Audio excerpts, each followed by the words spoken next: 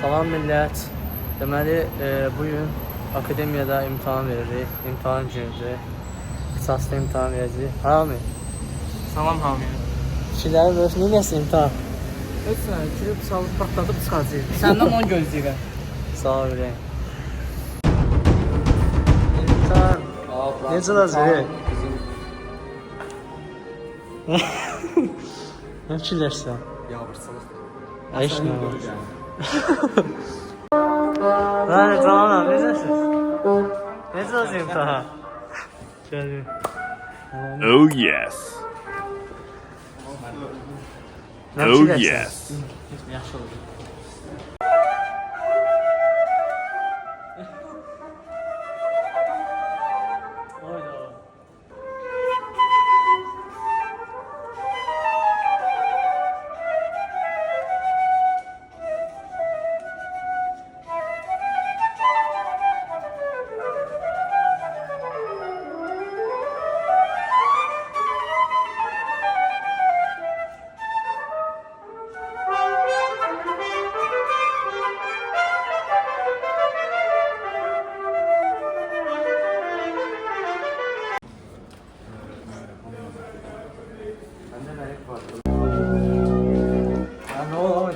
Nətərdir imtahan? İmtahan necə olacaq? İndi girəcəm də 5 dəqiqə sonra.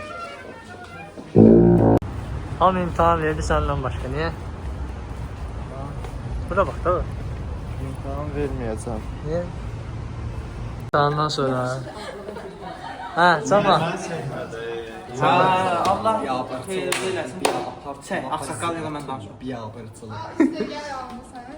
Herhalde ahırda bir giytara yaratmalı. Hə, brat. Necə oldu imtahan? Super. Sənə çox yaxşı. Gözlədiyimdən də qatıq. Takip edelim. Aydın.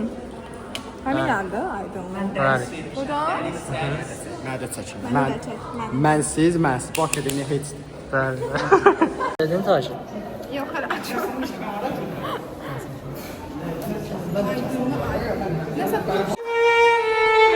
Təzyiq nəsə? camal uşaq imtahana girib halı pislər. Orada kutopsat da verilib gedir. Gəl, Nə gəl, yaxşı gəl. oldu? Gəl, gəl.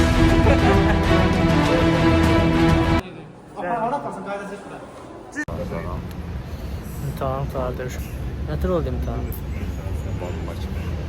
Şöyle. Patlatdı.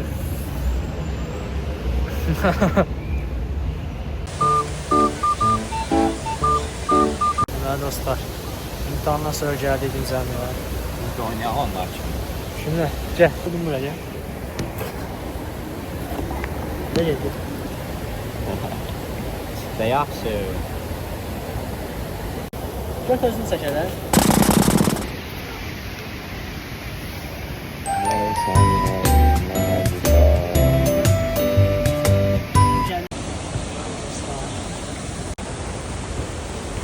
Tam. Vay. Çəksən. Bəli dostlar, imtahan bitti. Gəldik başqa biraz dincəlməyə. Bəli.